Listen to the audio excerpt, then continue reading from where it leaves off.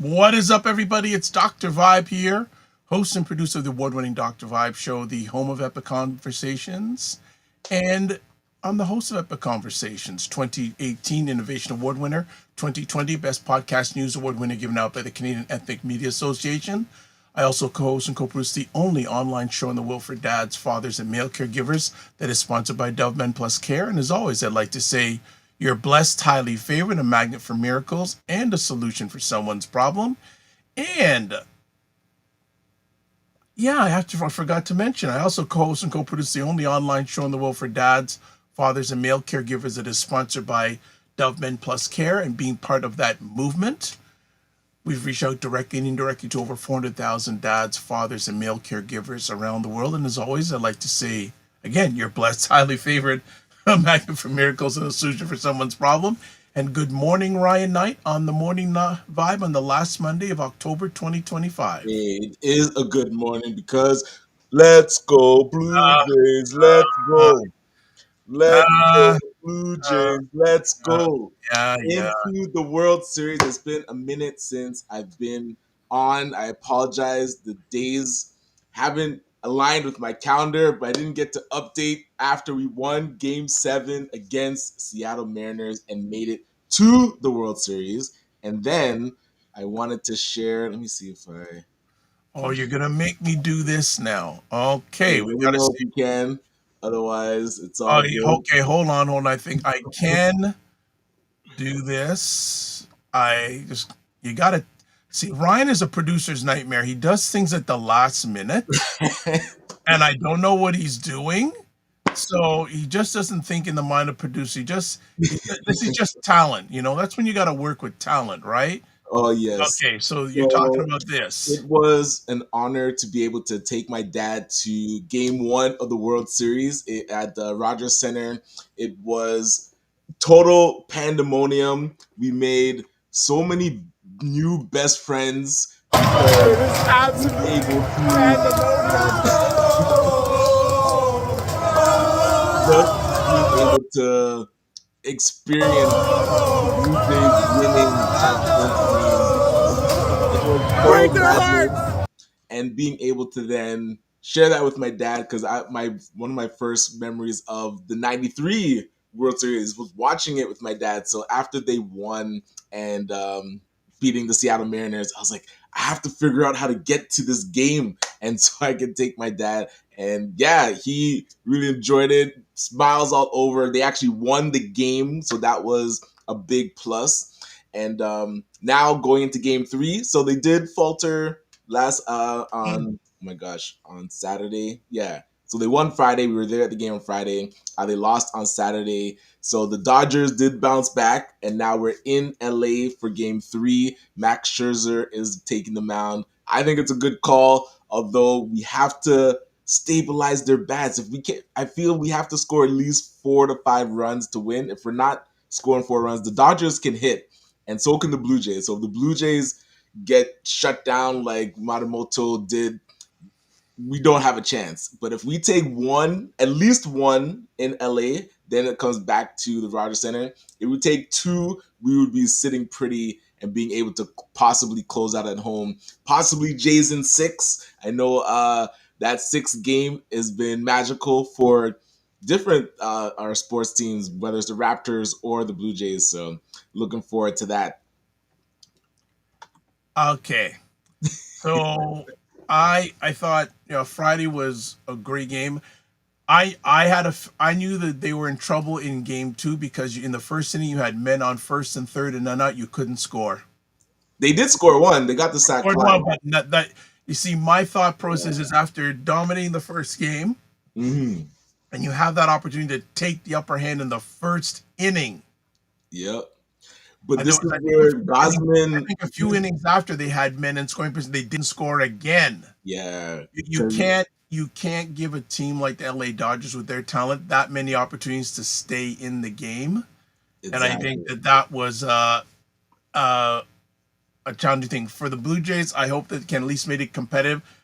I I think the worst situation with the Blue Jays is that they don't have another home game.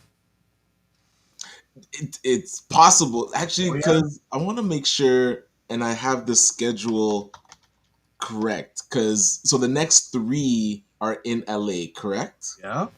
Right. So today, tomorrow, and Wednesday.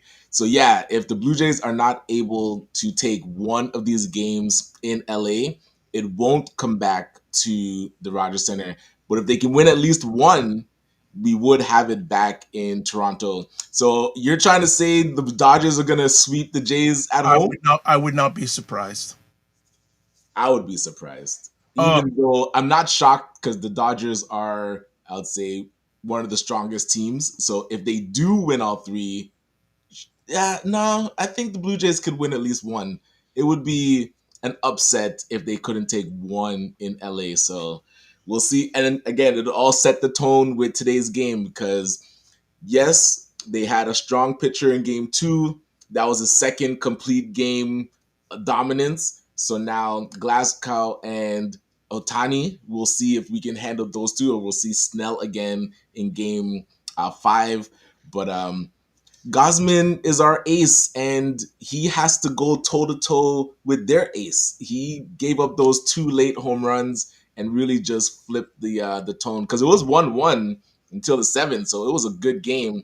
But it was a good game, but still leaving those men in scoring position. yeah, our You know, our you pitchers, have to strike while the iron is hot. To me, yeah, and our that's it. pitchers have to step up. Yeah, So, like when again when you have men on first and third, and then you only score one run. mhm, You know exactly. that can be challenging at the slightest of times. What else is going on in your world, man? We haven't seen you for a bit.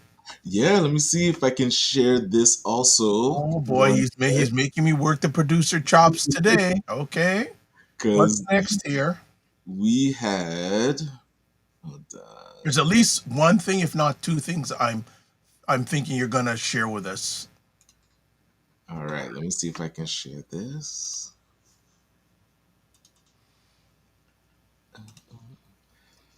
Okay. So we got to celebrate our. Oh, let me know if it's working. Okay. Yes. So we got to celebrate ACBN's eighth anniversary. So thank you to all that were able to make it. We're out in Brampton at the Marriott, and thank you to Samir, who's a colleague of mine on the Mississauga Board of Trade. We're on the board together, and his family actually owns the Marriott, and I think they own a few different. Because I didn't know the Marriott franchises out, so you can actually purchase and run a Marriott like a franchise. But hold on, this was one of our funders from Dragonfly Ventures, Andrea Chambers from uh, Black Opportunity Fund was there, Renee from Sheridan, the Edge program was there, and Renee was there. yes, yes, back because she'd actually left the Edge program for a while, Yeah, that's what I thought. so being She's able back. to, yeah, she's back as the executive director there. Nice. So shout out to the ACBN team for being able to coordinate this event. Typically, we usually don't celebrate every anniversary, but a lot of exciting projects are on the go with ACBN. We got to renew our microloan program. We talked about the Just Like Family. Oh, wait, I think, yeah, Nicola was talking about the Just Like Family social enterprise franchise that we purchased, and we announced our housing project. Alterna Savings was theirs. They've been big supporters of our program, especially our microloan program. And Rosemary Powell from the Toronto Community Benefits Network was there talking about community benefits and our relationship. And that FIFA is coming to town and they're looking for suppliers and people to be able to. I think she said they've committed $20 million to spend on local businesses. Yep, So big definitely stay opportunity. close. Yeah, they have their form that you can sign or fill out about your business, Yep. and if it fits something that they're looking for, they'd be able to use your services. I mean, it's going to be close to $1 billion they're spending in Toronto and the surrounding GTA. So we definitely want to be. All the traffic tie-ups. Uh, all right, so we got that other. Anything else you're wanting to share with us since you've landed back for a few. No. So where do you typically watch the game? Do you stay home? You go to a I don't restaurant? watch too much of the game. I listen to it because I got a lot of things to do. So interesting. So frequency event promotion goes, hi, gents. He also goes, Guzman was left in too long talking baseball for a moment. I don't disagree, but he is our ace. He has to be able to pitch shutout, one run baseball. Like if our ace can't give you those games, somebody on our pitching staff has to hold the LA Dodgers down. If we're always going to give up 4+ runs, we're just playing with fire. Like we're not always going to be able to score 5 runs. So possibly he was left in too long, but yeah, our bats have to do better than just 1 run, and our pitching, whether it's Scherzer, whether it's Bieber, or whether it's just Savage, that's going to be going in these next 3 games. One of them have to step up and at least a 1 run or a shutout, like 3 runs max. I think if we can hold them to 3 runs, we should be able to score 4 and win one of these games. But if we keep giving up 5+ runs, nah, we're not. It's not going to be good. Well, the whole key with the Dodgers, you got to get to their bullpen, right? So that So that's the we same can't thing let with the the Blue Jays. Get pitchers. to the blue. Who can you Yeah, get? What team can get the other team's bullpen the quickest? true. Freaking most says Dr. Vibe, please believe in the bird. I like to be realistic. I'd be happy if they won. If they don't win, no problem. They've had a great achievement. It would be an incredible upset if they defeat the Dodgers. But anything they do, I'm pleased with. They got there. Anything else is a bonus. Frequency of Event Promotion goes, Ryan, on a personal note, keep up the great work. It was great to hear about the exciting work that you and ACBN is involved with. Thank you. Thank He you. also says, I agree with you, Ryan, but I think from what I've seen, the Blue Jays from the last series had more of a bullpen strategy. Yeah, we have the arms. I think, like Christopher was saying, Gosman was pitching into the 7th. That's where it kind of got away from him. We do have bullpen guys that can go 7, 8, 9, but then we have to score runs because you don't want to then go into your bullpen and it's just going to be you're depleting your bullpen. Although there was a rest day, they're going to be traveling the next day, so you could have possibly taken them out, but we still have to show that we can score runs. Like we can't only be scoring 1.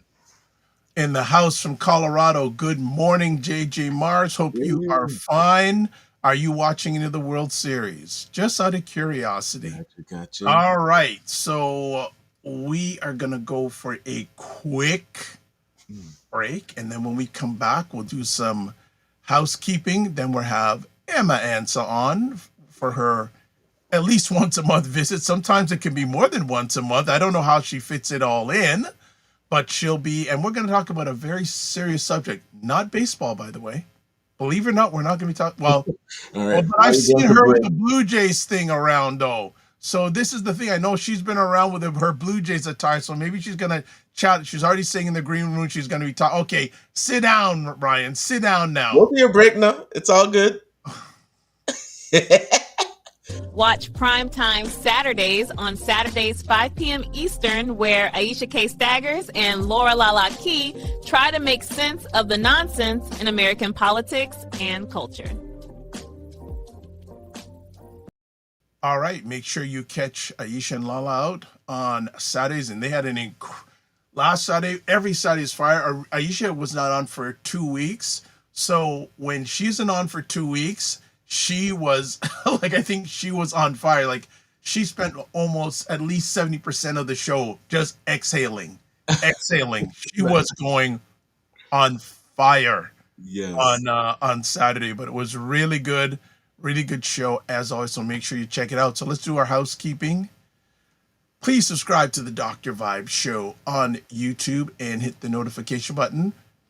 We have passed 1,990 subscribers. Okay. So the next is 2K. 2K is the next thing. So I'm looking for ideas. I have come up with something. I have a giveaway, one giveaway to do for the 2K. I thought of one. I've got one to do. So if any other ideas, please contact me and say, what are we going to do to celebrate 2K? Also, Like the Dr. Vibe Show on Facebook, LinkedIn, Instagram, TikTok, Blue Sky, and Substack. Also, join the Morning Vibe Discord group. Email me at dr.vibe at the drvibeshow.com or copy that link. Advertise your business product or service on any of the platforms that I'm a part of. Please email me dr.vibe at the drvibeshow.com. And Ken, talking about subscribers, Dr. Tachi, Indie Soup TV, independent content creators platform that has about 25 independent content creators. Myself and Ryan are part of the posse that are there, and like 28,000 subscribers in about 20 months. And remember, only 4% of all YouTube channels have over 10,000 subscribers. When I once I hit the 2,000 mark, that'll be a beautiful thing because, well, I'm already past this mark. Only 10% of all YouTube channels have over 1,000 subscribers. Right, So there right. you go. We got some comments in the house. Let's see. Lots of people commenting today. Frequency of Brent Promotion says the game was a dogfight. Truthfully, I think the Dodgers are scared of that bird. Ray is in the house. Good morning, gentlemen. Says congratulations on 8 years of ACBN and the impact on Afro and Caribbean entrepreneurs. Thank you. Appreciate it, Ray. Frequency of Promotions hashtag believe in the bird. Mm. Okay. JJ Mars says not much of a baseball fan. Uh, I've watching how Coach Prime is going to deal with the problems the CU Bulls. Yeah, they're a little bit challenged at CU Bills, the Cardinal Bulls team. And he also says Did his he had, son get into the game? I think at Cleveland Browns. well, Uh, his the whole controversy about his son and whether yeah. he'll be playing. That's a whole another conversation in itself. We need to get Perry Douglas back on to talk about that. That's part of his wheelhouse. But oh, one last thing I need to do before we get going here. And Ryan, you didn't. I thought you were going to talk about the announcement the Canadian government made. Yeah, that was positive as well. So the Canadian, oh my gosh, the federal government announced the renewal of the Black Entrepreneur Program. So actually, the application is open as well. I think Minister Valdez forgot to mention that part. So if people are running organizations that support Black business, if they go to the FedDev website, you're able to apply for the renewed Black Entrepreneurship Program funding. So yeah, our ecosystem meeting is this weekend, so we're gonna this Wednesday. So we're gonna follow up with the ecosystem partners, see how everybody's approaching the Oh, we're application. gonna do. So we're gonna. I hope things are different this time in some ways. Not from the government's point of view, they are releasing it kind of just a duplicate of what they did before. So Mm, it's how we approach the yes, application is yes. why we're talking about it should be different. So There we we'll go. see There who's we go. receptive to that. All right. So before we go any further, I want to encourage people. If you are with us live, why don't you call in? So if you go to the website callme.road.com, or if you see in the corner there, you can swipe the QR code. It's going to take you to this website, and you put in the code FSPL8L, and then you hit continue. And then we got to make sure that your echo cancellation is on, auto mic gain is on, and then put in your name, like I'll do here, and you hit join call. You can come in live and chat with us live stream, live stuff. I'd encourage you to do that. All right. I think we've got everything else done. Mm. So let's bring up our monthly, well, at least monthly friend. Emma Ansah is in the house. What is going on, Emma Ansah? Hello, gentlemen. Good to Greetings, see you. greetings. Good Nice to be morning. back again. Oh, Well, Love it. you're on so many different platforms. I'm glad you could squeeze us in. I'll always squeeze you guys in. Oh, Oh, thank always. you. Appreciate that. Appreciate it. And Oh, may I just say, go Jays too. I should have worn Ryan. Hey. I have an oversized custom knit Oh. sweater I should have Nice. wore that today. Then we could have both. I could have stood up too and said, "Go Jays, go!" I love Mm, it. Because Yes. I'm with you. I echo and I love that. Believe in the bird. I'm going to be Mm. saying that now with my posts. I love that hashtag. Believe in the bird. That's right. I okay, love okay. that. Before we go any further, there's a question here from Frequency Event Promotions asking Ryan, is it too late to join the Black Ecosystem Collective? I guess it's not a collective. It's just organizations that support Black business owners. So they fund nonprofit organizations. So if you are working with business owners providing a service, yeah, you'd be able to get help from any of these organizations. Okay, good to know. So, Emma, what's been going on since we last saw you? Oh, well, the news is always newsing, so there's Yes, never any yes. shortage of news. But also, most recently, I'm going to be doing live streams on African Diaspora News Channel, 30 to 60-minute live streams. So my goal is to cover topics, obviously, but I also want to have guests on so we can talk about whatever's going on. And so this week, I have three guests. So this is going to be really fun to talk about like real life situations and provide updates on what's going on. For example, Ontario Missing Black Youth. So we're going to have the founder of Find Ontario Missing Boys on, Shayna McCalla, and she's going to share some things that we don't know about. The things that no one's talking about as it relates to our missing Black youth.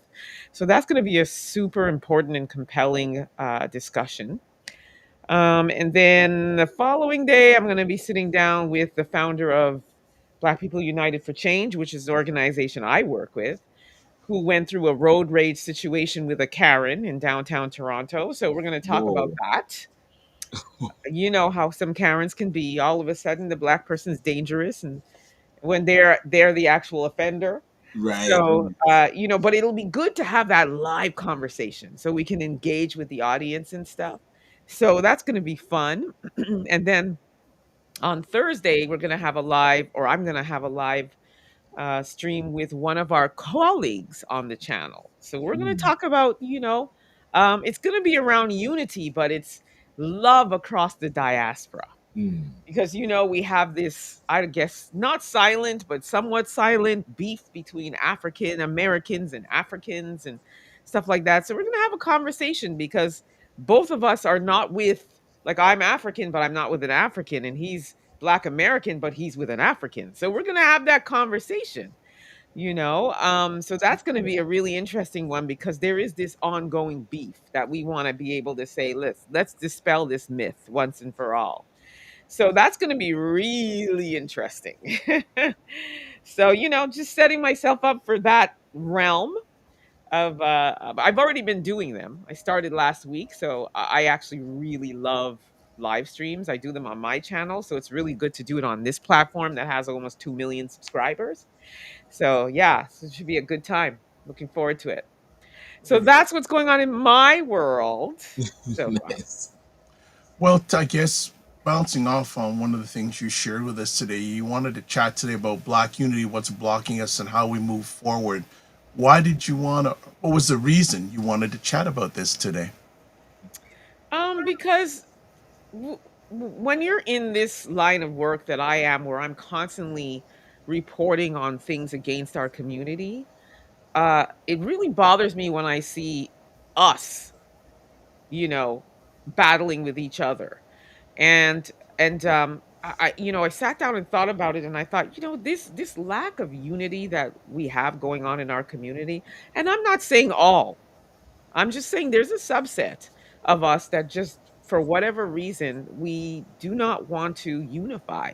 And when things are going on with our community and we're, calling for help, hey, sign a petition, for example, there seems to be a reluctancy to do that. And it's like, why? Why, when you see other races of people, if they're even having a rally, they come by the thousands, so I'm just really identifying that there seems to be a lack of that in our community, and I just wanted to have a conversation, just understand, like, why, what can we do to break those barriers? What do we think it is? Because it's about getting to the root cause before we can then start to really have those conversations about how can we get over that hurdle. And what does that mean? How do we do it? So that was kind of what it is. It's just about having boots to the ground to seeing what's going on, and just it was just bothering my soul. Mm, mm. Have you started to think of what root causes have come to mind? Like when you think of a petition, are people just apathetic to petitions now, or they feel like they're not effective, feel it's a waste of time? So maybe there was a moment when those marches and petitions were effective, and now modern time people don't feel it's effective. Have you seen kind of what's on people's minds of why they become less unified? I think it's a few moving parts. One that you touched on, which is the lack of thinking like it's going to be effective. Like, oh, what's the point? Our lives don't matter. There's a sort of a defeatist mentality as well. But then I think there's a subset of people that are like, I'm really comfortable with my life the way it is, and I'm not interested in muddying my waters. I worked hard to get where I am, so let me just zip it and make sure I got food on the table. And I can appreciate that. Life is hard. Okay, life is hard. Everything's up, gas is up, groceries are up, everything's up. It's hard. Mortgages are up. So at the end of the day, you kind of sometimes you look at, okay, what's my main purpose and priority right now? And then you look at your three little ones or two little ones and you say, I need to make sure I got food on the table, mortgage is paid, rent's paid, whatever it is. And let me just be quiet. So I think there's a lot of that as well. So, and then I also think there's an element of fear, of just trepidation of what happens. I do think that, in the days of George Floyd, I think there was some level of unity for sure, and there was some hope, but then we didn't see any difference, right? We're still fighting the good fight. Nothing has really changed. At least I know for sure, because again, I'm in this grind. So, I get pinged 50, 60 times a day, and there's no shortage of these kinds of stories. So I get that. I guess the womp womp, it's like, so nothing's really changed. I mean, the whole world was marching. Even witches came out. Witches came out with signs that said, Black Lives Matter. I'm not joking. The sorcery world came out as well. So it was like when the sorcery world comes out, it's like, Yes. whoa, okay, there's hope, right? But everything went back to status quo. So I think there's that as well.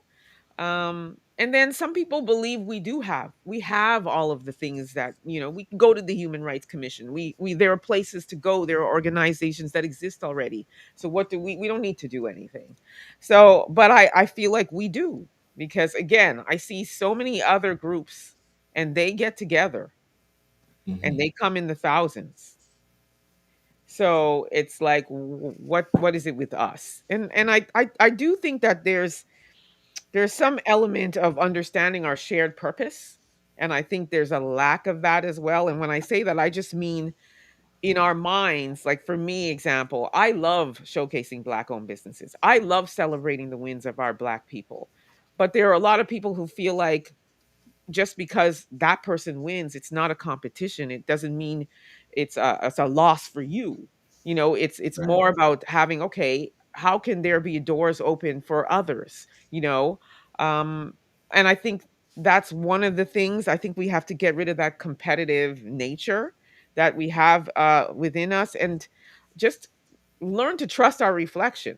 Like you are also capable of what that person is doing. And maybe you don't have that strength, but you have a strength, and start to look and be inspired by those wins and not feel like, oh, they're not going to make it. It's, oh, that organization, they're not going anywhere. These, they're just a bunch of posers. Like people are already thinking that way. And again, let me be clear, not all, but I do think strength in numbers is what's lacking. So those are the two things that came to my mind, that we just have to unlearn. Mm. Um, and then also think about, like, who does it benefit? Because if we as a collective were to unify the power that we already possess just in a small number, Imagine a large number, right? And I think that's one of the things we have to really get in our minds, um, to invest in one another, you know, and to really understand our power. Makes sense. Do I have permission to jump in? Sure. I know I'm long-winded. No, no, no. It's okay. There is so many things I'm going to put on here. One of them I'm going to say is that there's a lot of trauma. Yes. That's a huge thing. That there's hundreds of years of trauma to the point that a lot of times we don't trust each other. So I'm just going to go high level here. Another thing too is, as much as protests are good, there has to be economic strength behind them. And I'll give you a perfect example. Look a few months ago when Jimmy Kimmel got his program taken off air. Mm-hmm. Look how many Americans, mainly non-melanated Americans, said to ABC or whatever, we're canceling this, we're canceling that, we're canceling that. Wow, he got reinstated. So I think protests are good. And even if you look over was it 2 weekends ago, they had the No Kings protests down in the Yeah. US. Mm-hmm. That's a whole other conversation, but you didn't see a lot of us there, which is a whole other conversation topic. Whatever we do, economics has to be part of it. Like it or not, we live in a capitalistic, some people would say an autocratic capitalistic society, and economics drives. And I think that, yes, there has to be unity of minds, but also our collective dollar. You always hear the fact that black value in North America is like 1.6 or $7 trillion. That's a lot of economic power. Look at the boycott in the United States of Target. They're like, it's impacted them. We have to take that mindset also. So those are just two things. I'll just add on to that, but I'm also going to have a question for both you and the audience. I'm going to put up on the screen. Mm-hmm. How do you define Black unity today? What does it look like in practice, locally, nationally, across the diaspora? Because the question is, do we even have Black unity right now? I just want to touch on what you said, which is I'm not suggesting that we should only do rallies and protests. To be honest with you, what you just said about Jimmy Kimmel is exactly what we should do, Yep. because um you're right about the 1.6. I think it's it's 1.3 from the last time I saw it, of spending Yeah. power Spending that power. black people have, Yeah. 1.3 trillion. Yeah. So the way that people were like, I'm canceling my Disney subscription, I'm canceling my Hulu, whatever, anywhere that, involves the people that made that decision about Jimmy Kimmel, I'm canceling.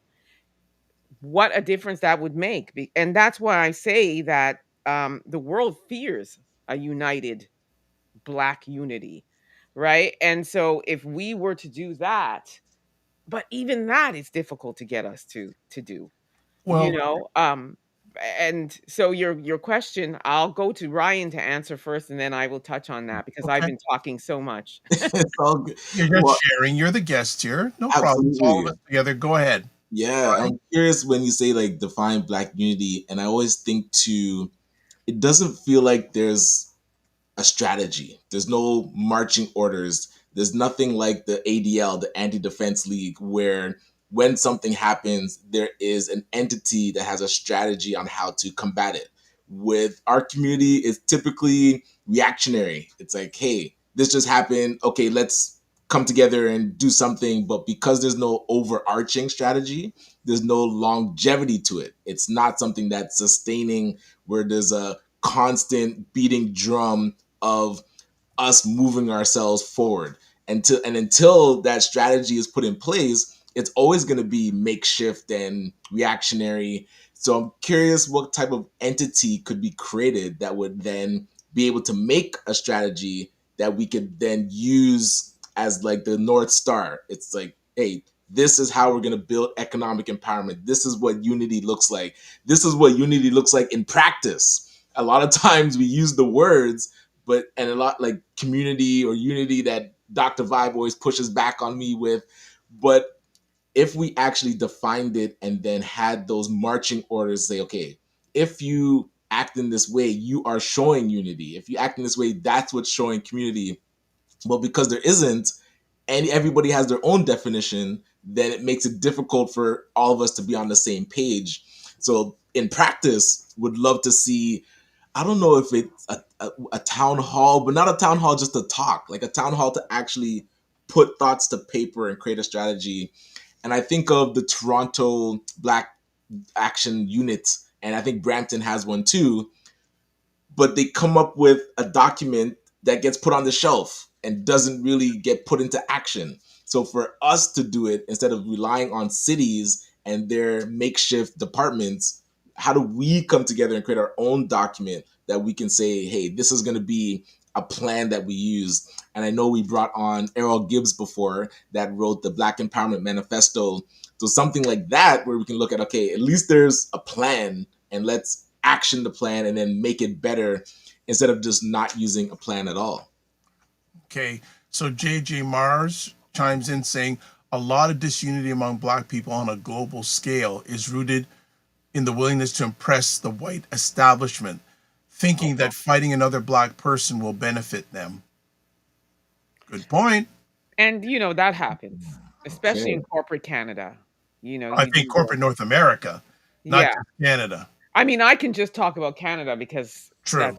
I've experienced it. So, And JJ you got Mars, that one Black coworker that's like, "Look, don't think because you just came on deck and you're Black that we're kinfolk, because Wow. I worked real hard to get here." So they would go over and above to prove, "Look, she's Black, but it's not that kind of party. I'm with you. I'm with you." Wow. So, That's oh wild. yes, been there. oh yeah, JJ Mars says, I've experienced on the job how fellow Black employees will backstab each other, hoping they get a promotion. Yep.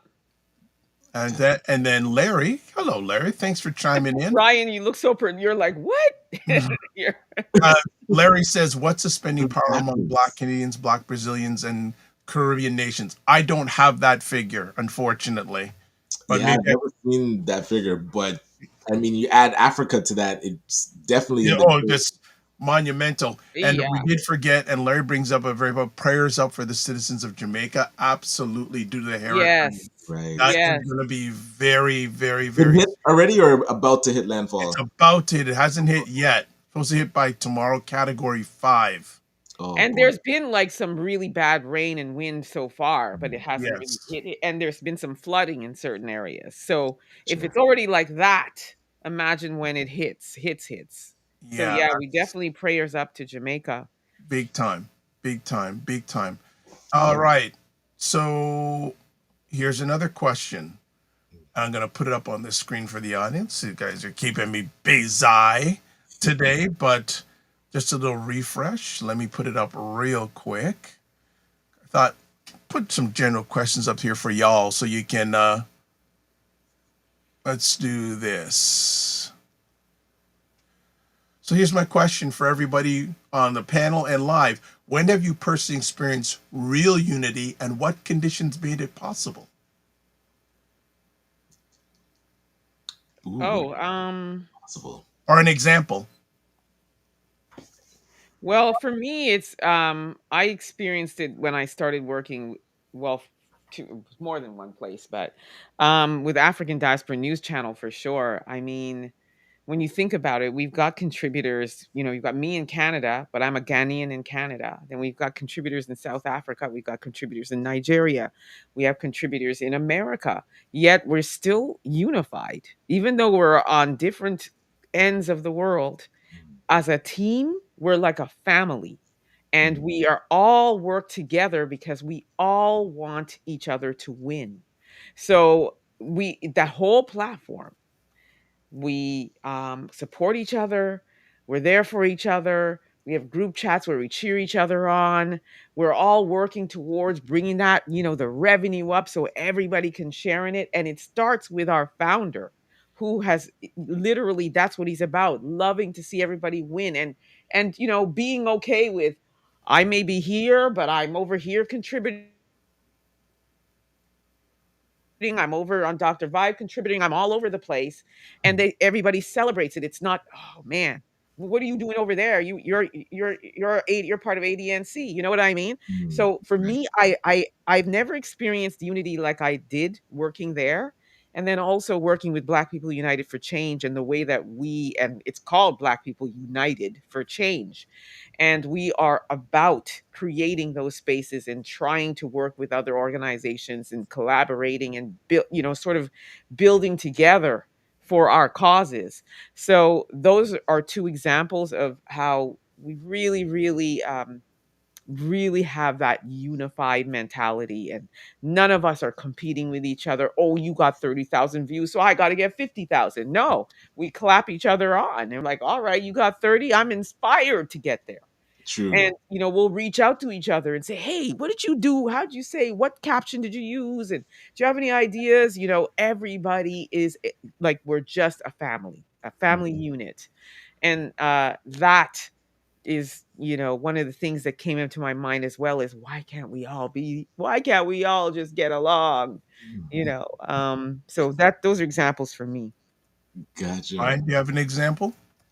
I mean, earlier it makes me think of, and again, we were talking about the Blue Jays earlier, but when I first started playing competitive sports is when you realize what you can accomplish when you're on a team and everybody is rowing in the same direction or working towards the same goal, and you have a coach that's leading you, and then the players understand their role. And I think Perry Douglas mentioned that, like when everybody understands their assignment, you truly see what you're capable of.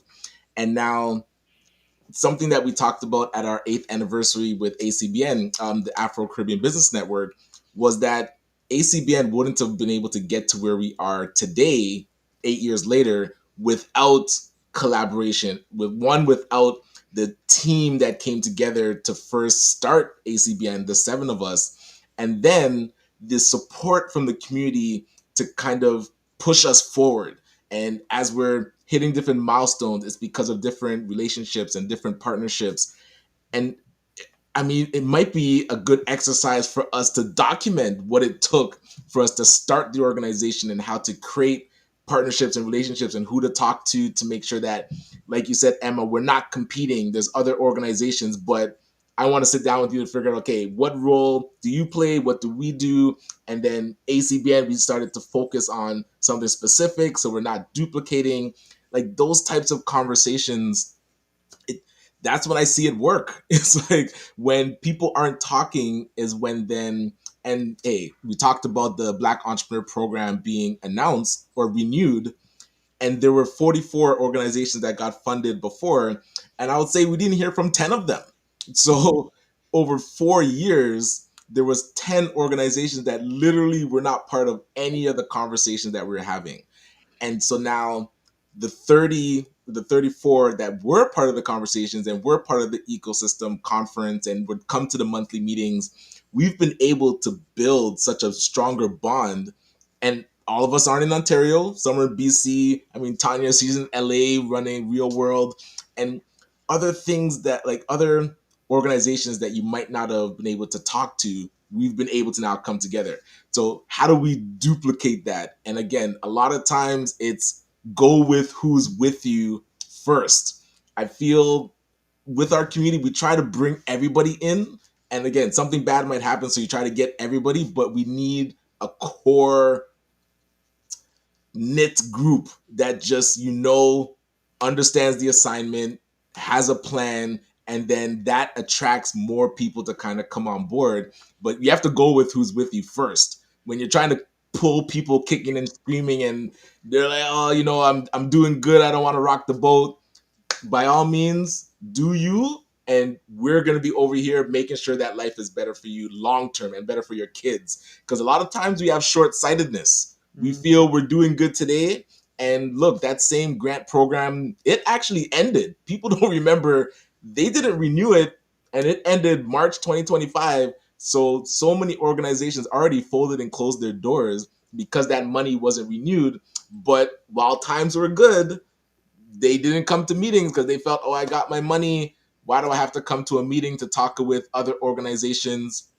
And then when the money dried up, the relationships weren't there to be able to keep the doors open. So having a more long-term view, I think that's what I've experienced when we come together and think long-term, and then you have a North Star that you can really work towards. That's helped with building strong unity for sure. Sustainability, long-term sustainability, and You have to plan for it. yeah, and not everyone's ready to go to the next step. And you just, Mm. as the police said, if you love somebody, set them free. Okay. Yeah, everybody that comes with you can't go with you. Exactly, 100%. Right. All right, what we're going to do is we're going to take a quick little break. We got some comments and some questions in the house, but we're going to take a quick break. We'll be back, and this is especially for Emma and Ryan. Check out The Morning Vibe on Mondays and Fridays at 9 a.m. Eastern with Dr. Vibe and Ryan Knight, where they discuss important subjects between themselves or have conversations with people who you need to know about.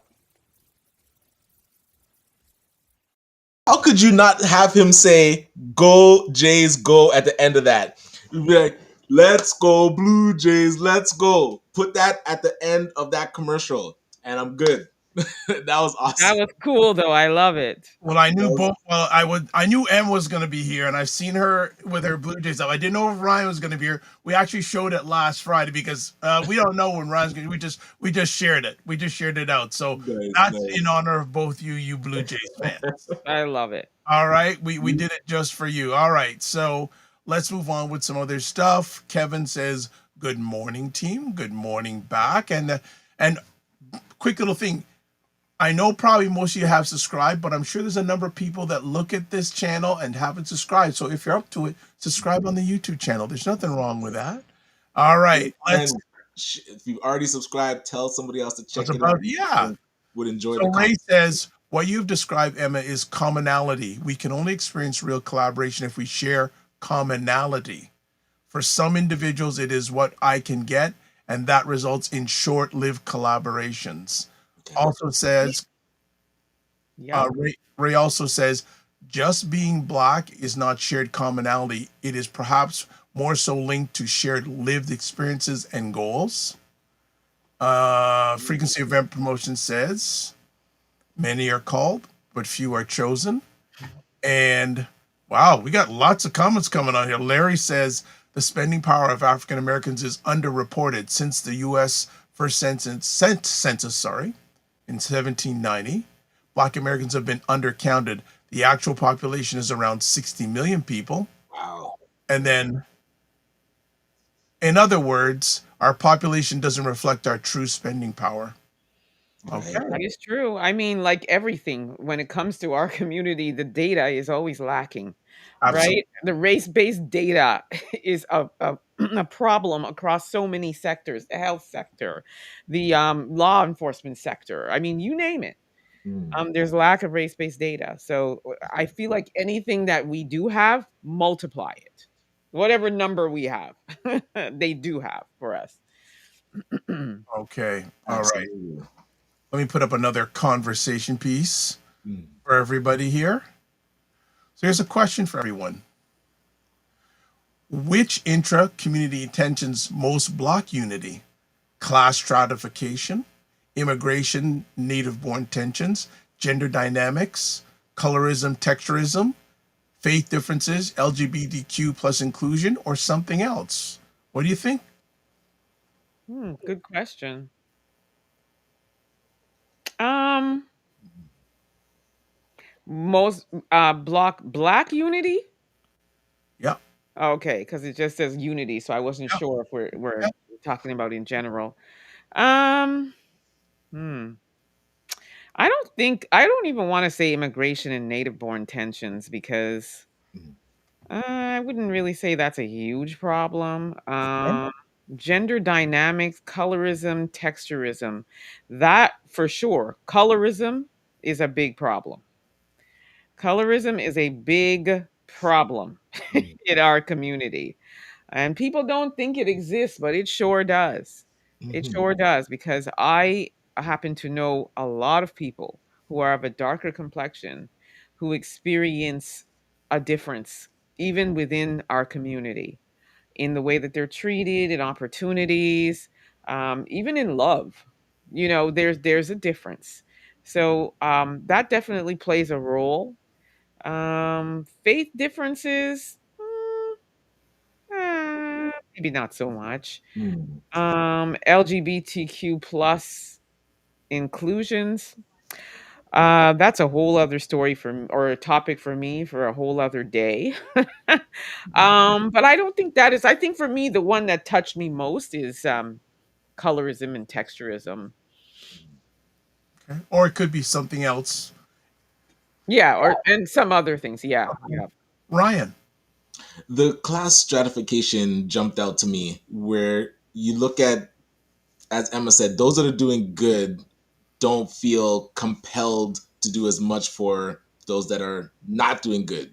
And then the people that came before us that made it possible for us to do good, it's like we suddenly feel we don't now have to do the work to bring up those that are also coming up behind us. So again, that long strategy causes us to then section into different classes.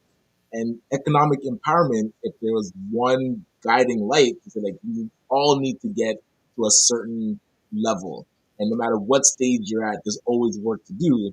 Instead of do as much as you can for yourself, build up your family and personal net worth or whatever, and then that is the black community dream, or they call it the American dream, is that if you do good for self, you've made it.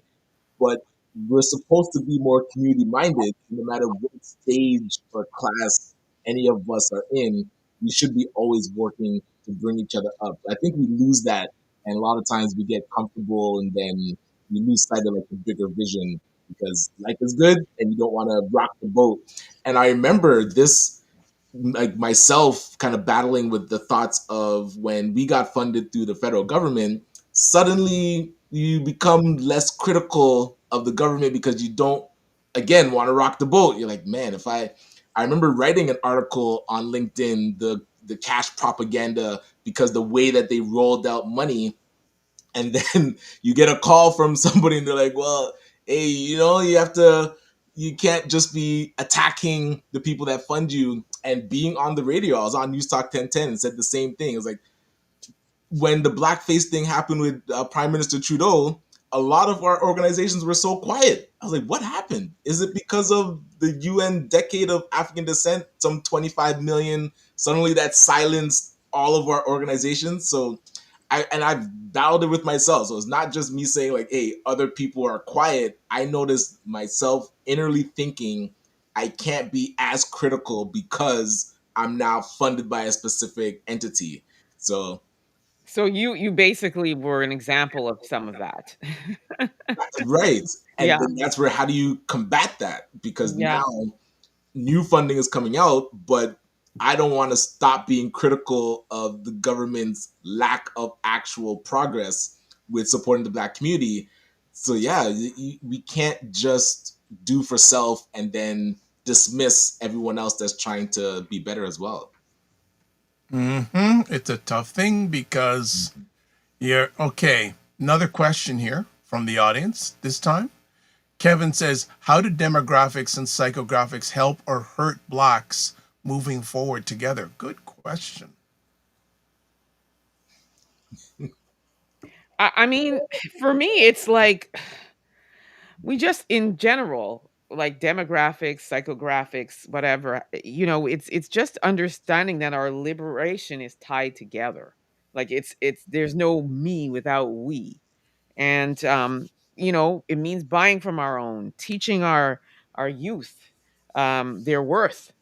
Because right now we've got our youth running the streets. And I'm not saying all, but we do have um on the heels of this report that I'm going to be doing, or this live stream about our missing black youth, there's a subset of them they're running the streets, and they're running the streets to make money because of whatever their home situation is. So it's about safe spaces. It's about educating our youth on finances, and right now the job market is rough. So you've got people, there are adults in the room that are influencing our youth to say, "Oh man, don't you're not going to get a job there. Just come with me, and we'll help you. We'll go buy you some clothes, and we'll help you run some drugs and do all these things." So I think they're our future as well. So we can't talk about this without thinking about them as well, right? Like if we're parents and we're looking at the way the world is, we've got to think about teaching our youth their worth also before the world tries to tell them what their worth is, or what their worth isn't, basically. Creating safe spaces, like I said, where our culture will thrive, without apology. So I feel like in general, we really have to realize um, that we are really tied together. And I think that's the biggest challenge. And I'm not suggesting everybody can get along, because let's be honest, I can work with Ryan and Dr. Vi, but that doesn't mean I can work with Willie D. So it's just it's about also making sure I guess surrounding yourself with people that are moving on the same path as you. You know. Alignment, Yeah. Yeah. alignment, Yep. alignment. Yeah. Colin Williams says we must to do help and not be seen. I don't understand that comment fully, but Frequency Event Promotion says, from the previous conversational piece on the show, I'd like to say that the heartbeat of any business organization is not only cash flow, but true business relationships. Absolutely. And that's why I'm saying it's not everybody that you can expect to work with. Oh, you're black? Okay, let's get together. No. Mm. So it's about yeah, the right group and the right team. Ray says, I think ignorance of each other's subcultures is a block.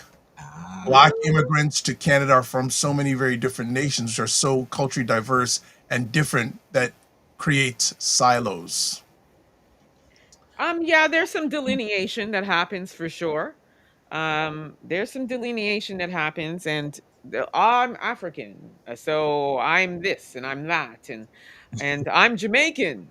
So it's like there's definitely some delineation, and I agree completely with that, because Fitness, I always say this: I'm Ghanaian, Dr. Vibe, you're Jamaican, Ryan, you're Jamaican. Mhm.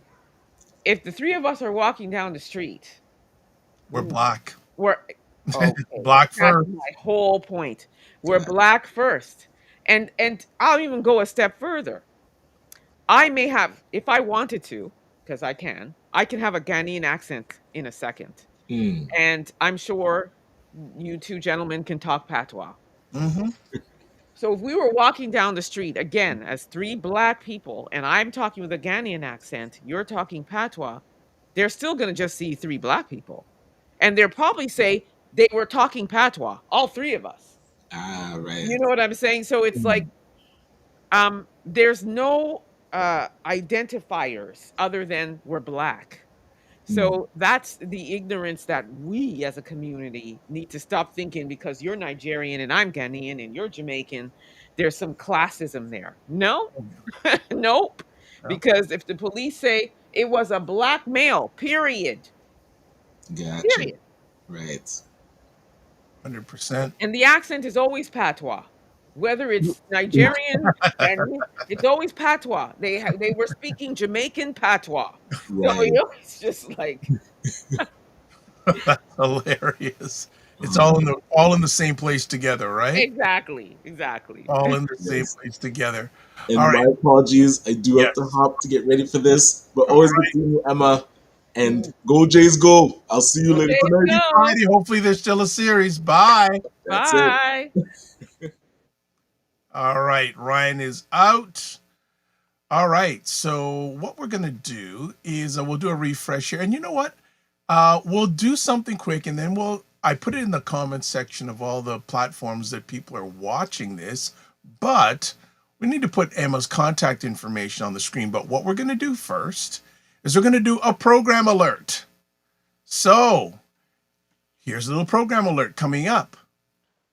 Coming up on this Friday's show, live at 9 a.m. Eastern, Allison Copeland will be talking about her article, The Menopause Gap, Why Black Women Suffer More and Get Less Care. Hope you'll join us. There we go. So that's coming up this Friday. And, Nice. it's people saying, well, why are you talking about that?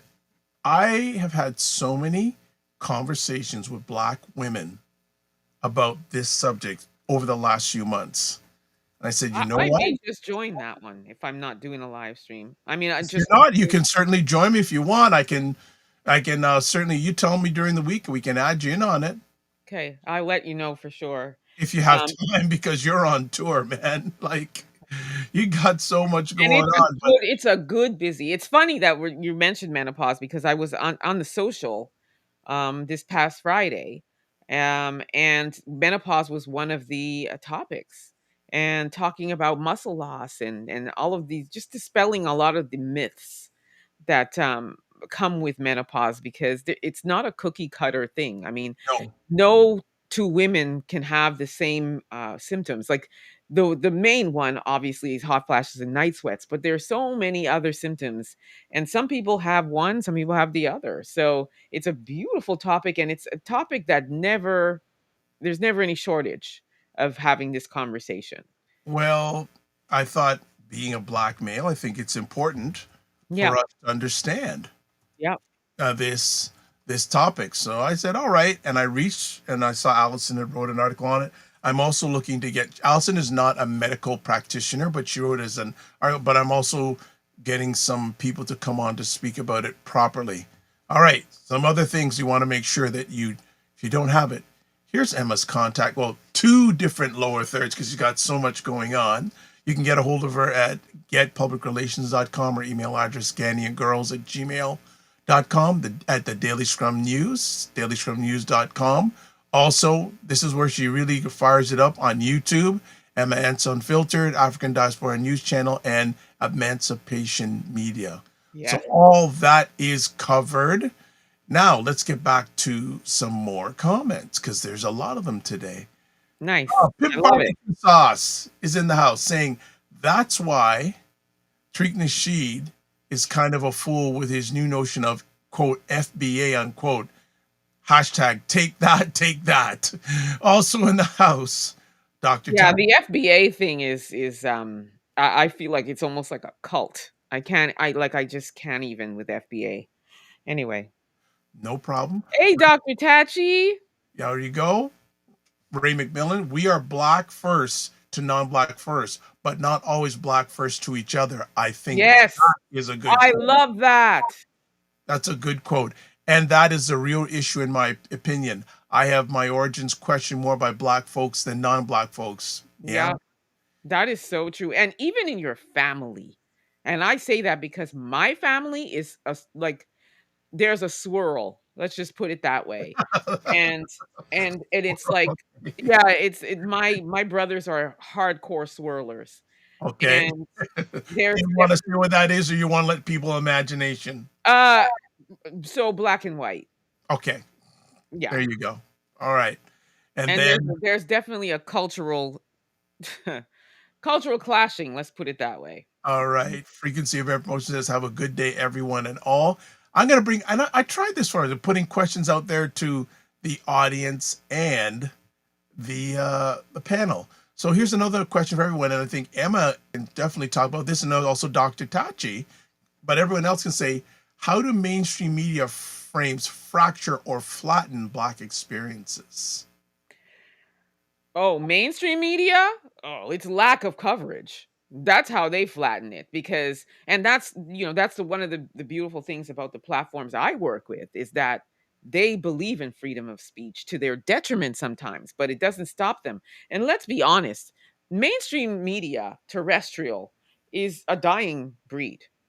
Like eventually the spaces that we are in, like the YouTubian spaces and all of the other platforms, is going to be what it is. Because right now, even in just America alone, there's like less than 1% of people or 1% of people watch mainstream media. And if you think about people that got fired from a mainstream platform, like a Don Lemon, like a what's her name, that jerk, what's her name, Megan Kelly, and and Candace Owens, they went on to start their own YouTube channels and platforms, and they're thriving there. So, um, mainstream media can do what they do by not really giving full coverage on things that affect our community or have to do with our community. But that's okay because we're doing it. We are doing it. But so anyway, the short answer is lack of coverage, lack of visibility, lack of exposure to our Black experiences, whether they're wins, losses, um, whatever, good, bad, indifferent. There is a severe lack of representation. You may have a Black news anchor, but um, there's no real representation as it relates to what's really going on in our communities. Well, not only that, but probably the producer is, or the people who call the shots are non-melanated, Of course. and also the distribution channels are not owned by us also. Yep. That's why it's important for us to own our own platforms, like Dr. Vibe, like Emma Ansah Unfiltered, But like, we're still playing a little bit of fire because our distribution networks are not controlled by us. well, when I say own, I mean, for example, African Content, Diaspora News yes. Channel has an app. We have an app, and Right. that app is by us for us so that we can be censored here. And there are all these guidelines that we have to follow on these platforms, but we are building our own. 100%. Yeah. I know, Dr. Tachi, you're always welcome to call in because I know media is your game. If you want to chat more about this, because I know you've been on Emma's platform also. And we're supposed to be doing some more. All Mhm. right. And I'm going to extend it some more. Here's another question for everybody. Social media, does it build bridges in our environment or echo chambers? And how can we algorithm proof our unity? I mean, for me personally, with what I do, it does build bridges because, well, in the context of what I do anyway, I can speak to that. Is that, um, when people watch what I'm reporting on, it's almost as though they feel like there's hope because they're not seeing going back to the mainstream. They're not seeing it on mainstream. So some of the comments or questions I'll get is, why isn't this on the news? Why aren't I seeing this on the news? That's the first thing. And then secondly, I get a lot of messages from people just thanking me for coming forward with whatever is going on. And then thirdly, I get a lot of messages from people saying, I'm inspired now to talk about my experience.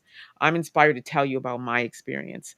So, with that, it's starting to build a bridge. And then again, like I said, that safe space and that trust that there's at least one or two or three people, because I know some people that are killing it, that are out here really courageous, um, in really, really using their platforms to speak to what's going on in our communities. To the point where they're getting threats and all kinds of things, but it doesn't stop them, myself included. It just fuels me to keep going. I mean, really, when somebody is uh that word, a hit dog hollers, Yeah. when somebody's affected by truth, then I know I'm doing something good. So I don't take in that, but I'm more focused on hearing from my our community saying, you know what, I want to talk about what's going on. I want to talk about what happened with my neighbor, my son, my daughter, etc. So I feel like it does build bridges. As far as how can we algorithm proof our unity, I mean, we just got to keep doing what we're doing. We just got to keep doing what we're doing. We've got to keep building that network of Black media, um, and just kind of really building that trust and that safe space. Um, and I mean, I will say that there is an algorithm game that goes Oh, yeah. um, on these platforms that Oh, sometimes suppress, but we just got to keep. That's one of the things that we always talk about in our journalist meetings is that you just got to keep doing it. yep. Keep doing it. Yep. Well, it's unfortunate, especially when it comes to social media. I spent with some melanated content creators. I call them conflict entrepreneurs, Yeah. in the fact that they're and unfortunately they get a lot of views because of conflict. Yeah. They spend more time on conflict rather Drama than and trauma. That's their yeah. thing. And then you have some that just run a whole reel of other people talking and, about a topic. Like, say you and I are here and we just play 30 minutes of people on TikTok talking about a topic, like say it was Black Unity, and not really offering anything, but again, like you said, it's more about drama, trauma, what's going on with Kanye West, and really just talking about the real issues. Mhm. Okay. So I agree with you there. Pimp Barbecue Sauce has some kind words. He says, there is no show like the Dr. Vibe show in the morning." Well, Agree. I will, I receive that. I appreciate that. You know what? One of my main mentors said something to me the other day, and he said to a group of us, he said, "When I get out there, I do two things. I serve the audience and I enjoy doing it." Um, Pimp Barbecue Sauce wants to know what app are y'all referring to? Oh, so it's called the African Diaspora News Channel app. And it is an app that is created by Philip Scott of the African Diaspora News Channel right here on YouTube. But the app is for us. So basically, things that you don't see on YouTube that we're not allowed to say, that are censored, you get it on the app. Not only that, documentaries, interviews with people.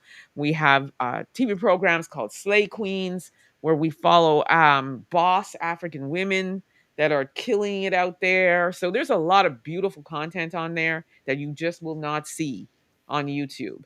So yes, I agree. Fireballs. He Yeah. goes, he goes, "She's I'm downloading this app, no Rocky Balboa," and he gives Awesome.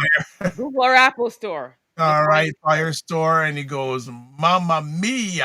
All right, there we go. We're spreading the black word. Yes. Here's another question for Emma in the audience. I want audience participation as much as possible. Since you're not calling in, we got to get you on screen. Which quote kitchen table issues cut across the whole community? Housing affordability, childcare, healthcare access, public safety that protects and respects, student death, and I'm going to add or something else. So are any of those there, Emma? Yeah, public safety for sure. That protects and respects. That's an ongoing thing that's been going on since the beginning of time. And there's no shortage of news that I cover on that particularly. Law enforcement, public in general. I mean, people coming and attacking us verbally, physically for no reason, just being in a space, in a store, in a mall. We talk about mass shootings and people just come in and saying, "Oh, well, we got to take out some black people today." There are reports of law enforcement that have a I guess a betting pool where they'll put $100 in and say, "Okay, let's go see how many of our people, meaning us, can we assault today?" And then they put money in a thing. I'm not going to talk about that any further because I'm going to save that for my report that I'm going to be doing. But there's a lack of public safety for sure. Okay. Healthcare for sure. There's, like I was saying earlier, there's a lack of race based data. And although they've started to work on it, it's still somewhat fragmented. So, if you or I go for an annual physical and we get blood work, all the calculations, or for the very vast majority of the calculations, are based on a 40-year-old white male. So, if we're checking our cholesterol or our whatever, liver function or whatever, you will see that they'll define how you calculate it to be able to say, okay, this is a black person's result.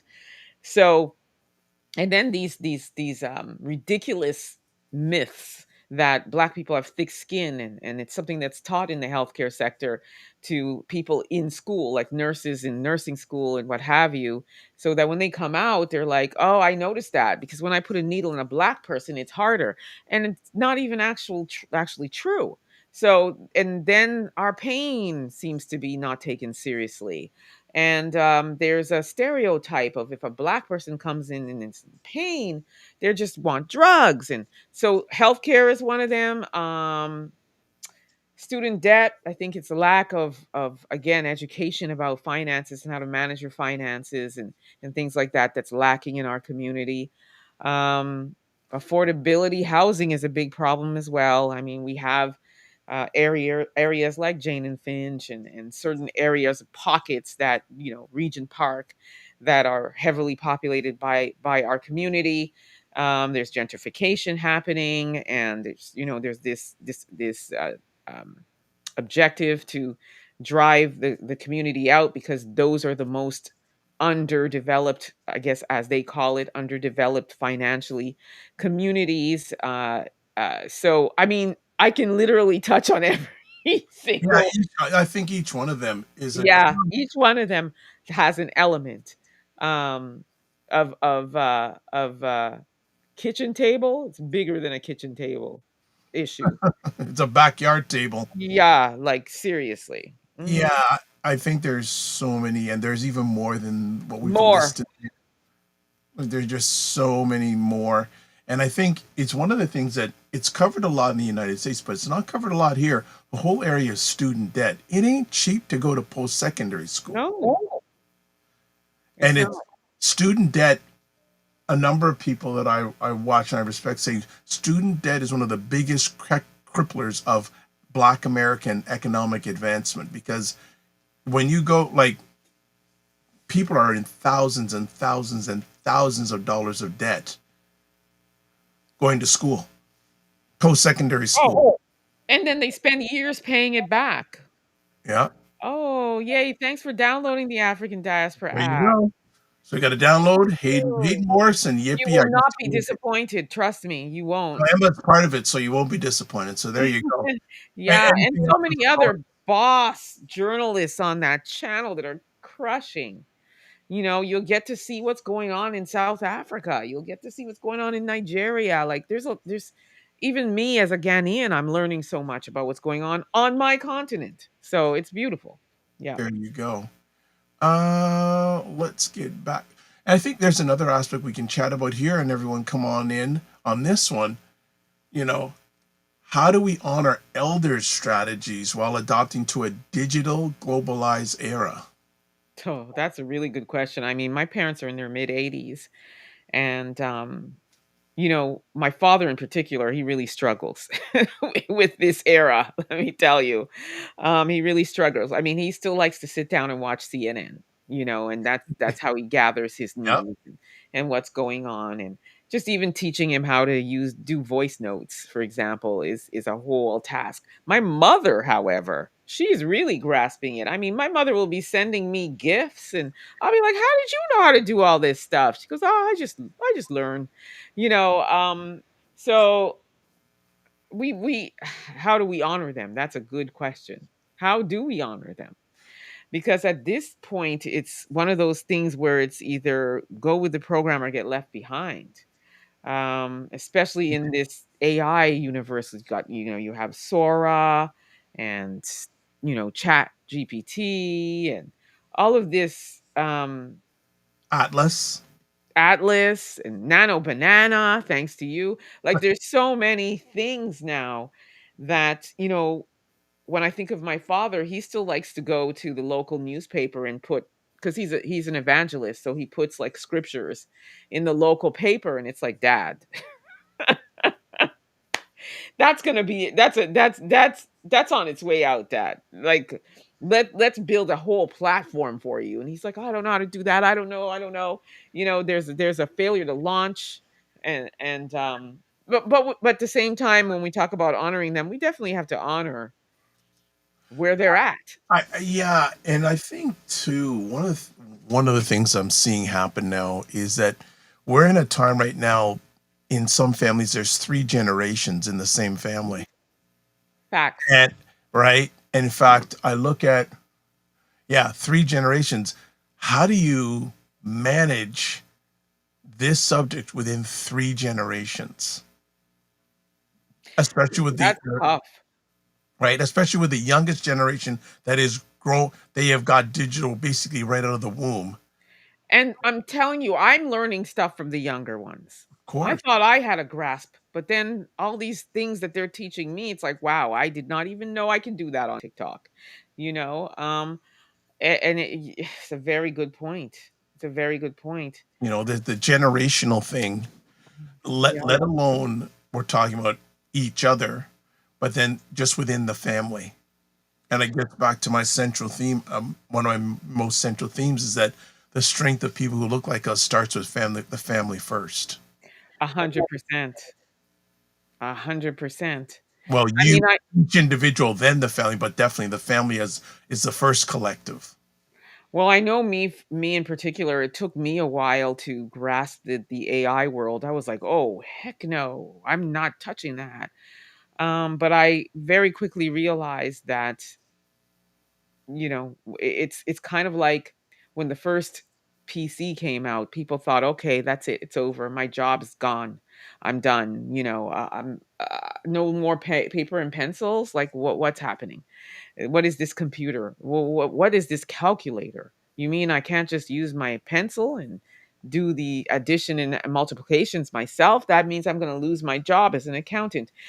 So it's one of those things where we have to get with the program, and I am not ashamed to try to learn from the generation in ahead of me or in front of me or behind me coming up. And it's super important, especially with what we do. Well, one of the things that brings me joy is when I can share a technical thing to young people and they had no idea of And sharing it to me. Shoot. Yeah, like I'm always coming up with different Yeah, it's important. technical things. The whole Sora thing. Yeah. Oh, Sora is a whole when I saw Tupac at a Blue Jays game, cheering on the Blue Jays and rapping about being in Toronto, created by Sora, I was like, "Okay, that it's a wrap." And And you then have it. another one with And you have Tupac it, and right? Biggie. Huh? You have it, right? I do have it, yes. Good. Good. Yeah, like uh yeah, but then there's a whole other conversation about copyright infringement, use of Yeah. fingers. That's a whole other conversation. Dr. Tachi says, I think using tech to further the elder strategies pays homage and gets things done more efficiently. I Yeah. agree with that. 100%. I agree with that. 100%. I agree, Dr. Tachi. Yes, absolutely. Um, hmm. Let me just thinking here. And I'm also thinking, what really is the call to action as it relates to unity? You Ah, know? okay. I have another conversation piece for the audience. I'm just putting it in on this, getting it put on this screen. And I think some people may be able to answer this one too. Let me just do question for audience. So thank you everyone for your patience for the, and actually I'm going to start and in future just putting these ahead of time instead of real time, but both work. So as you were saying, let's talk about what cultural misunderstandings can we name and correct in public?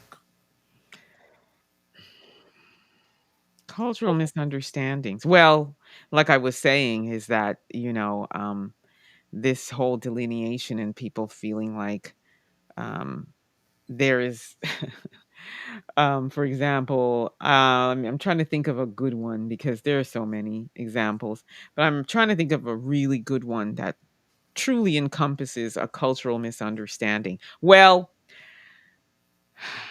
are we just talking in our community or are we talking other cultures? I'd say go one of both, either or. So I'm going to give you an example using one of my brothers who is married to one of the folks. And okay, I'm going to try and keep it short because it was quite long, but You so take your time. I she's got time. You got the long day today, not me. okay, so she's a teacher and her child is biracial.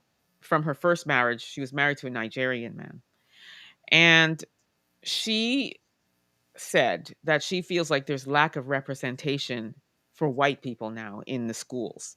Every book you see now is either about black people or an indigenous people, and she was complaining about it. And I wasn't in the room. I wasn't there actually. I heard about it secondhand. I wish I was, but anyway, that's a whole other story. And so she was complaining about that, and my sister was saying to her, "Well, look, there's been lack of representation for our people for ages, for ages and ages." So in my day, I know in my day, I never saw anything for us in the schools anywhere. So the fact that there are now books in libraries and stuff where people are actually being educated, I think is a beautiful thing. And then this woman whose child is biracial, but we all know that she'll be perceived and identified as a black girl.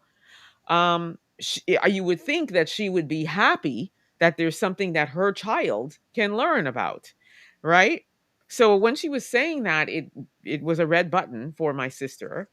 But one of the things she said, which to me is a cultural misunderstanding for sure, is we're Ghanaian. We speak Twi. That's our main tongue. So sometimes when we're in family gatherings, my parents will speak Twi to each other because it's just natural for them. We tend to be a little more mindful when we're in the family because we know that there are people in the room that don't speak it. So we kind of feel like, okay, we have to make sure that they understand what we're talking about. But she perceived that to be patois. So this goes back to what I was saying earlier, where everything is patois, right? And so she's like, "Oh, and everybody was talking patois, and I was so uncomfortable. I just wanted to get out of there." And there's a misunderstanding right there. There's a cultural misunderstanding that you just automatically think that every language, every dialect is patois, even though you were married to a Nigerian and you're now married to a Ghanaian. So lack of education, lack of a desire to educate yourself. Then there's also she struggles to take care of her daughter's hair, and we are always helping her saying, you need these products, you need that product, and she'll say, I just gave up. I just give up, right? And so there's not Wow. only is it a misunderstanding, it's a lack of wanting to understand. So I just gave you three examples of why certain people who choose to marry outside of their race need to just not focus on love and, oh, I love this man, so I'm just going to go ahead and marry him. You got to think about how you have to educate yourself because you're not married to one that looks like you. And then on top of that, you're going to be around their family. So it's very important. And especially if you decide to bring children into this world, you got to know. You can't be in this, I misunderstood. Oh, I'm sorry, I didn't know. That doesn't work for you. It doesn't.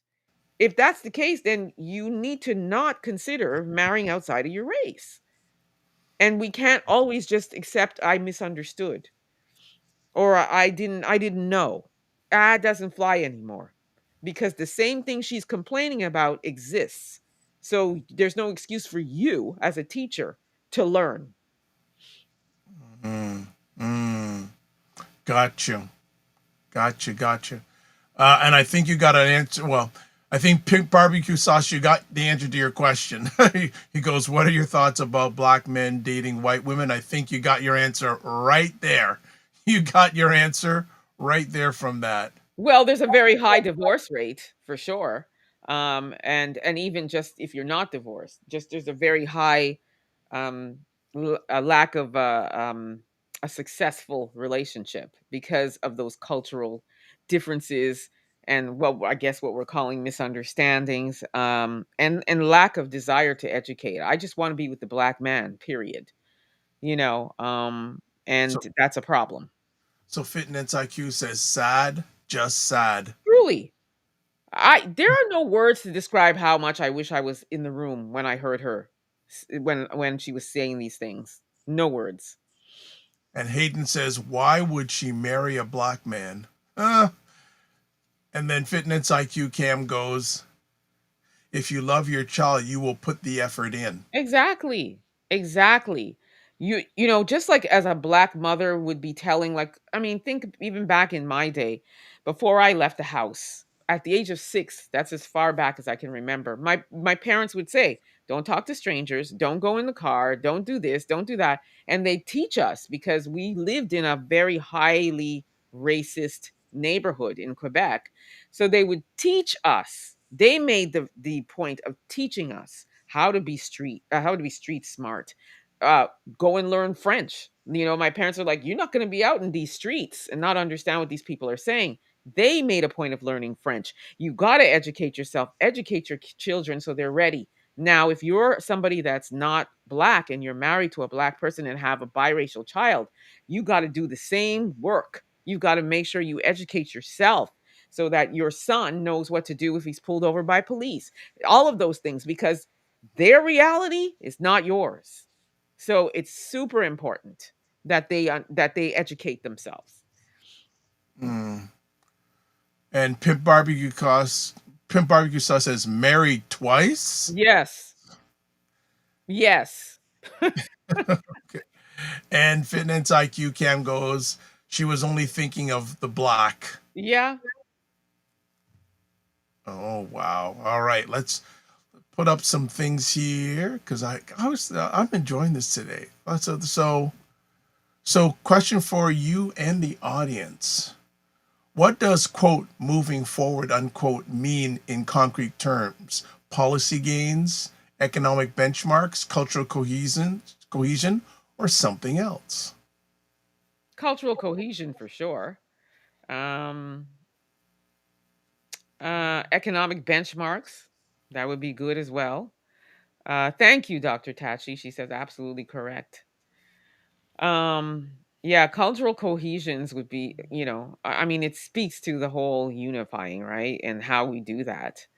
Um, Sorry, what was the other one? I said those two for sure. Um, Oh, policy gains. I mean, I know for me personally, working with Black People United for Change, shout out to Vanessa St. Louis and our fight to get these policies in place where we have an anti-Black hate crime, bill that protects us. And I know that there is an anti-hate crime. I'm talking specifically for us because there are specific bills that exist for the Jewish community, for the LGBTQ plus community, for the indigenous community. So policy gains, 100%. And in addition to policy gains, one of the other things is having a committee where there's representation. That's us. Because there are a lot of committees within the political context where Jamal the intern's not even in the room, right? And decisions are made for us. And it's like, We're not even there. yeah, who was in the room and thought that this was a good idea? So that's for me falls under the political gains, those two elements.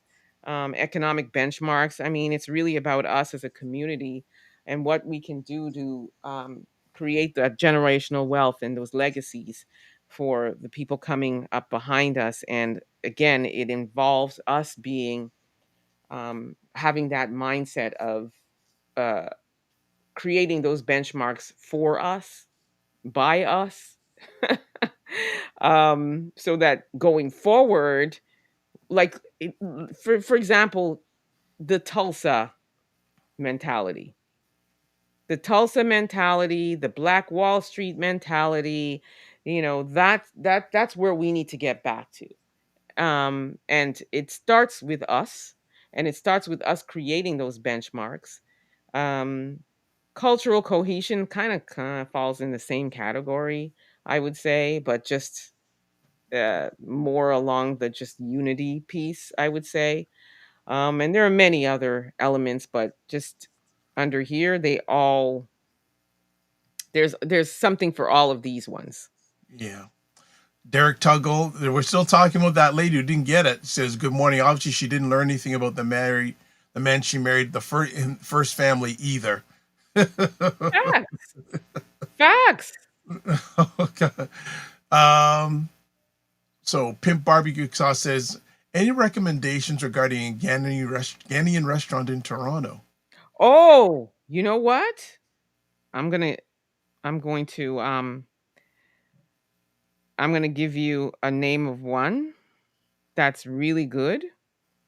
Um, I just want to make sure I got the name right because I actually reached out to them for an event because I wanted them to cater it.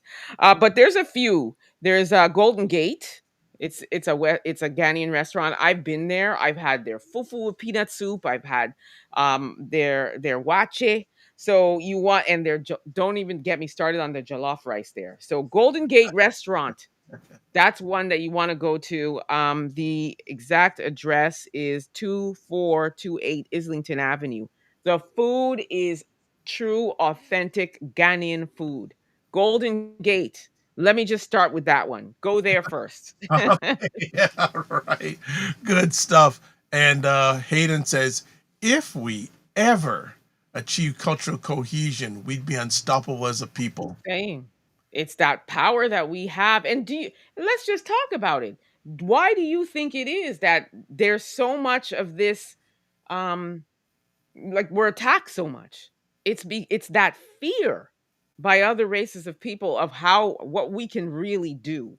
And if you think about it, it was like that back in the days of Tulsa. That's why they went and burned the place down. They did not like the power. So absolutely, I agree. Mhm, mhm. Unstoppable.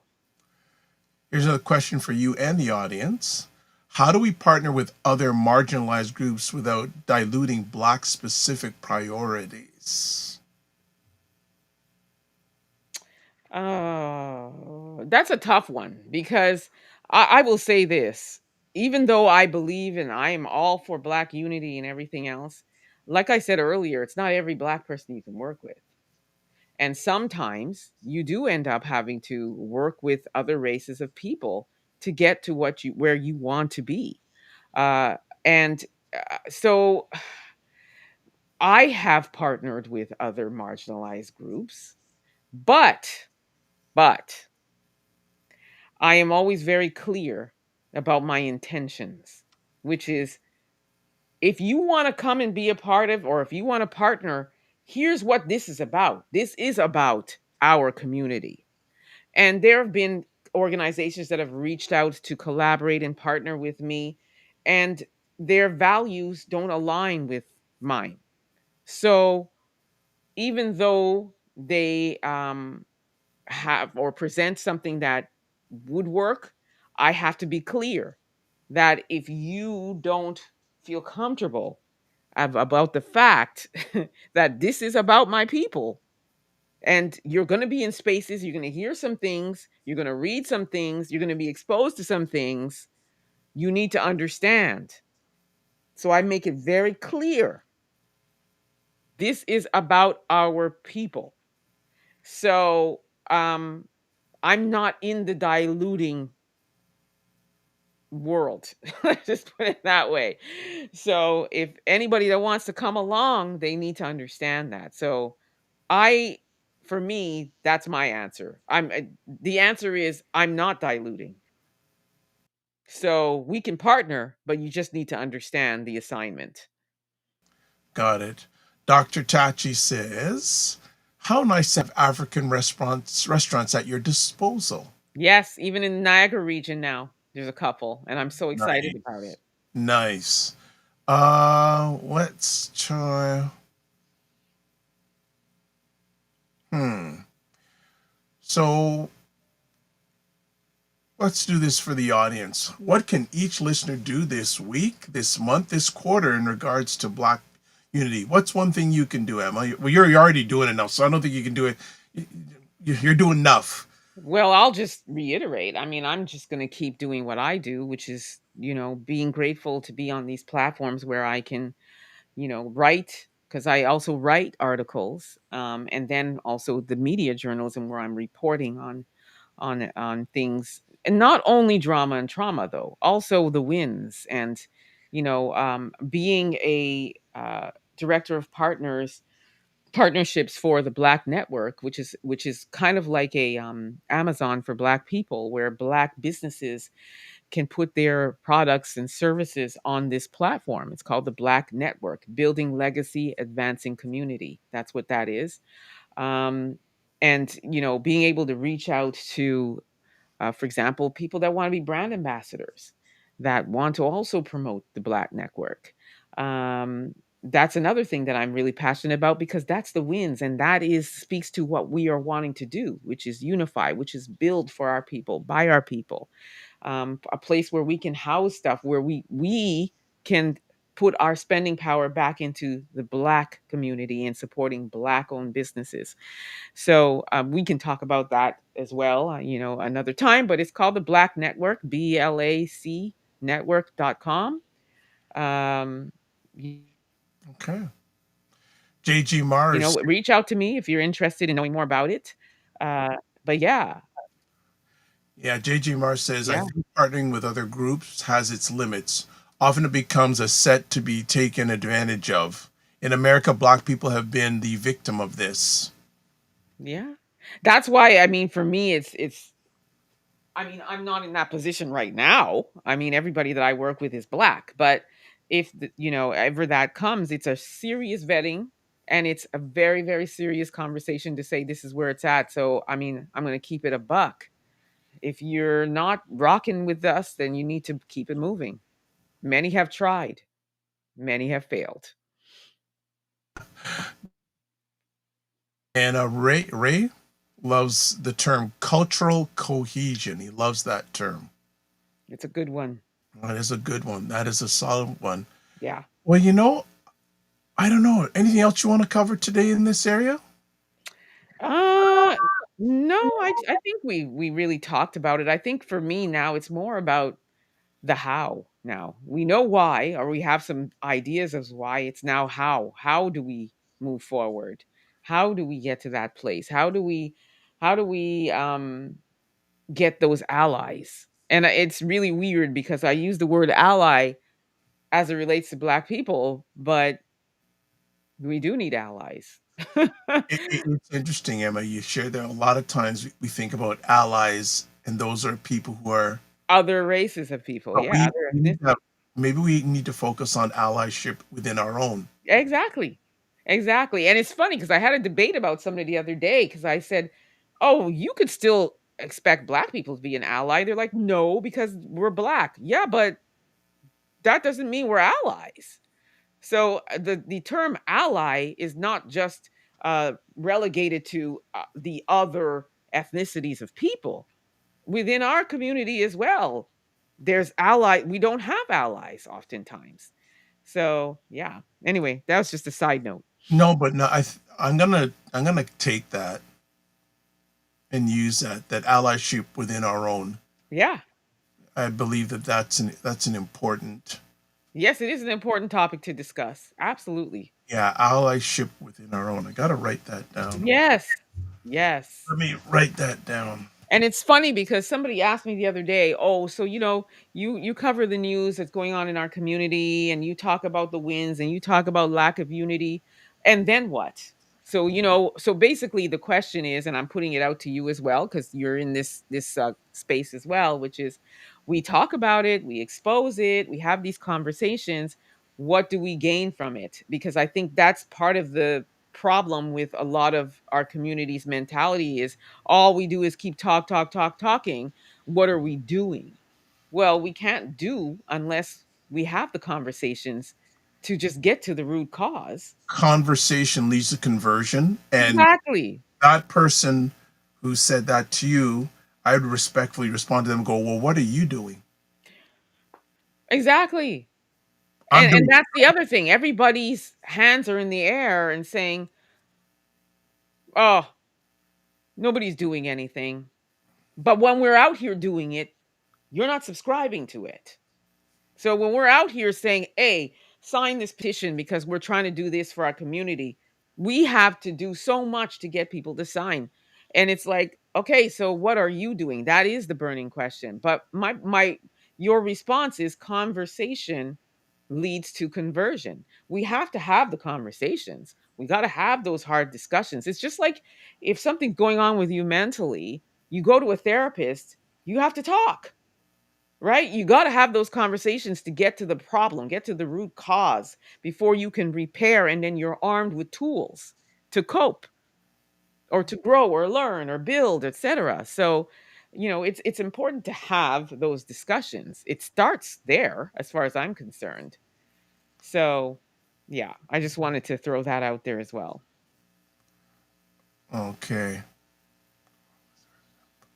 I'm gonna also go on to this. Pimp Barbecue Sauce asks, what's your thoughts on a Black and Latino coalition? Oh, well, first of all, there's a lot of Black and Latino hate going on. There's like beefs, major beefs. But then when you think about what's going on in the United States with Big ICE, time. Big with time. ICE going after the Latino community, and they're now saying and asking for Black Americans to be allies with them. It's like, oh, help us. And a lot of Black Americans are saying, no, we're busy. We're busy because when we were going through it, by the way, welcome to our world. When we were going through it, nobody was there for us, Mm, so that's my thought on that. yeah, especially in the United States, there is a lot of Black Americans say, hey, a majority of the Black, a majority of the Latino male population voted for the current president. Yes, that is facts. And now look what's happening. Um, and yeah, you're right. Latino, like Black, is not a monolith. That is true. Yeah, Um, race is, yeah, very Latino Black is not a monolith. Exactly. yeah, Right. So, and Pip Barbie, because we're talking against that coalition is more highlighted right now in America. There is a definite divide, and it's going to be very interesting going forward to see if there's conversations between those two environments, the Black and the Latino, because a number of Black Americans feel very let down and yep, by the Latino community, yep, and so they're saying, okay, why should we? They're saying, why should we be supporting you when you supported that? yeah. Exactly. It started with you voted for this man. Now this man is in, and he's saying, "Get them out of here." But then there's also a subset of Latinos, even if they're Black, that don't want to be called Black. Right? I'm not Exactly. Black, and Exactly. um, But that there. also applies to many South Asians, right? Oh, in Canada, absolutely. That And that in is, America, probably too. and not only there, in Africa as well. Yeah. Right. In Africa as well, and Jamaica. There's a lot of them out there that are saying you can't come and live in this community, this area of Kenya is one example. And it's like how? How? So, yeah, that is true. And Well, they discriminate against us. Dr. Tachi says they can't ask us for help after the fact. Yeah, and that you're right, Dr. Tachi. That is the general mentality right now of Black Americans is like, sorry, we're busy. We're resting. We're Netflix and chilling, and we're focusing on our community. We've got enough going on. It's not our problem. And there are some Black Americans that are showing up for them. There are, but for the most part, from what I'm seeing, like just in news and stuff, most Black Americans are like, we're chilling. We're good. Not our problem. Yeah. We're we're taking a break. Yeah. You know, We're there's tired. someone who's saying, "But how many hundreds of years we've been doing this for you?" And Oh look my at, gosh. right? Look at Yeah. this. Okay, I think what we'll do is before we shut it down, we'll just do another program reminder of what's coming up on this Friday's episode of The Morning Vibe. Coming up on this Friday's show, live at 9 a.m. Eastern, Allison Copeland will be talking about her article, The Menopause Gap, Why Black Women Suffer More and Get Less Care. Hope you'll join us. Yes, Ooh, the more I watch it, the more I think, okay, what time on Friday? 9 a.m. Okay, oh, ooh, maybe not, but we'll see. I'm gonna try.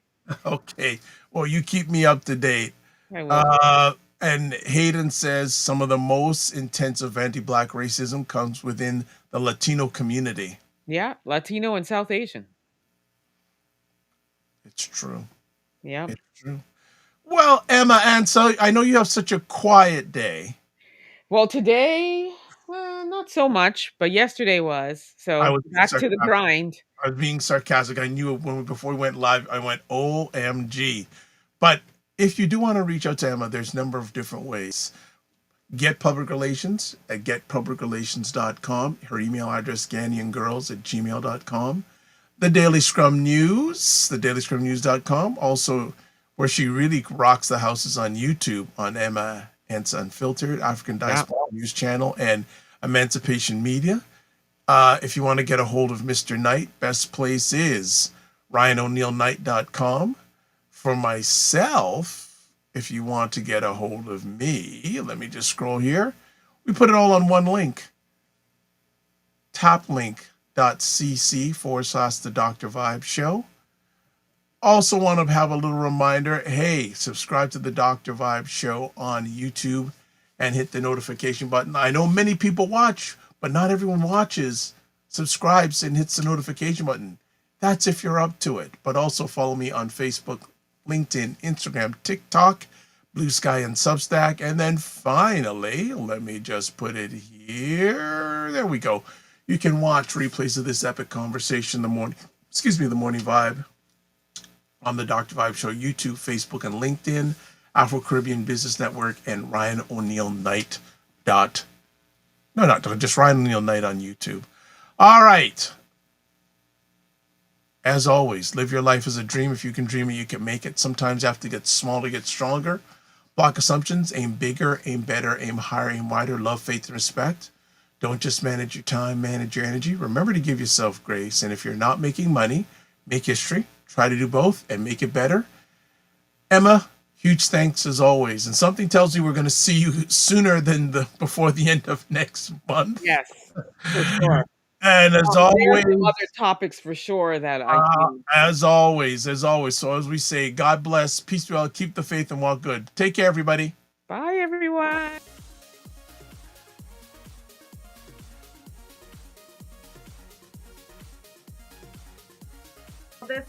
This whole thing of using your business with plant-based products, don't you think your life should reflect that too? Juke him, Carolyn. Juke him. The family loves us here because they're saying Fitness IQ Can says put a wig on to get in. Oh my God.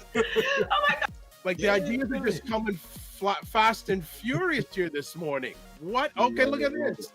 Global Women Ambassador. Good morning. Look forward. Okay.